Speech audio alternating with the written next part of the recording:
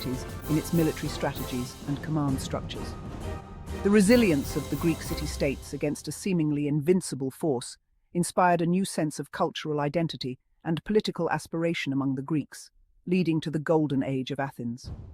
For Persia, the wars necessitated a re-evaluation of its Western strategies and prompted more defensive approaches in its European territories. Additionally, the wars led to significant military reforms within the empire. Learning from their interactions with the Greek hoplites, Persian military tactics evolved, incorporating more versatile and flexible infantry units. The empire also increased its naval capabilities, understanding the crucial role that maritime power played in controlling the Aegean and maintaining stability in its western provinces. These adaptations demonstrated the empire's ability to learn from its experiences, adjusting its strategies to meet new challenges. Under the Achaemenid rule, Persian culture and architecture witnessed a remarkable flourishing. The empire's acceptance and incorporation of various cultures under its rule led to a vibrant synthesis of artistic and architectural styles. This period saw the construction of some of the most iconic structures in Persian history, including the majestic Persepolis.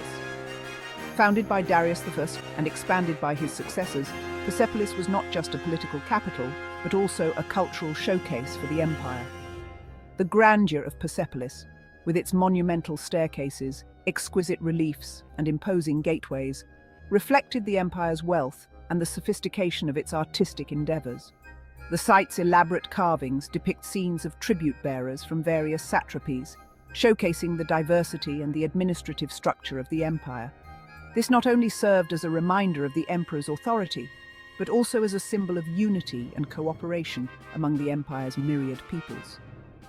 In addition to architecture, the Achaemenid Empire made significant contributions to other fields of culture, such as literature, religion, and science. The royal patronage of scholars and artists led to innovations in various disciplines. For instance, the development of Zoroastrianism, which became the state religion, influenced religious thought far beyond the empire's boundaries.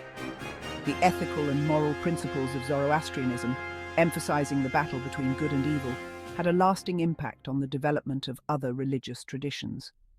The empire's approach to governance also fostered cultural exchange and intellectual growth. The Persian practice of employing administrators and scholars from different parts of the empire brought diverse perspectives together, which enriched the intellectual and cultural life of the empire.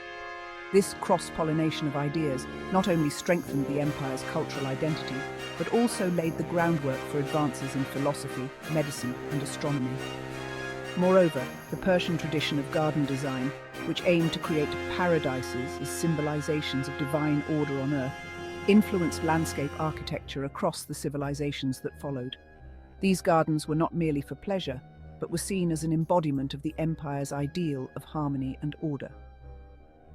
The influence of Persian garden design can be seen in the layout of gardens from the Alhambra in Spain to the Mughal gardens of India, demonstrating the long-lasting cultural legacy of the Achaemenid Empire. The fall of the Achaemenid Empire, culminating in the conquests of Alexander the Great, marked the end of an era in ancient history. After centuries of political and military dominance, the Persian Empire faced a new and formidable opponent in the Macedonian conqueror. Alexander's campaign against Persia began in 334 BCE, exploiting the strategic weaknesses and internal discord that had crept into the Persian imperial structure. The decisive battles of Granicus, Issus, and Gaugamela highlighted the tactical brilliance of Alexander and the vulnerabilities of the Persian military. Alexander's approach was not merely military. His strategy included profound psychological and political dimensions. By proclaiming himself a liberator rather than a conqueror and adopting elements of Persian dress and customs, he sought to integrate himself with the local populations. This approach facilitated his acceptance among some segments of the Persian aristocracy and populace, easing his path to control. The symbolic gesture of burning the ceremonial capital, Persepolis, in 330 BCE, marked the definitive end of the Persian Empire and the establishment of Macedonian authority over its territories. The fall of the empire was not just the result of external conquest, it also reflected internal weaknesses. The later Persian kings, especially Darius III, were plagued by court intrigues and a lack of the charismatic leadership that characterized the reigns of Cyrus and Darius I. The satraps, once the linchpins of Persian administrative efficiency, increasingly acted as autonomous rulers, weakening central authority. This decentralization and the accompanying loss of control made it difficult for the empire to respond effectively to Alexander's campaigns. Moreover, the defeat brought profound changes to the region. Alexander's empire melded Greek and Persian elements, giving rise to the Hellenistic period, which saw the spread of Greek culture and ideas across the former Persian territories. This cultural blending had lasting impacts on the development of art, science, and philosophy in the subsequent centuries.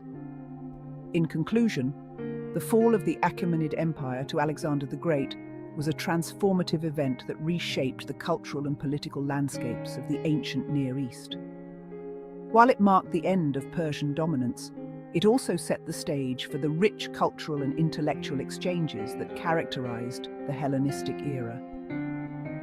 The legacy of the Achaemenid Empire, with its innovations in governance, culture, and architecture, continued to influence successive empires and remains a testament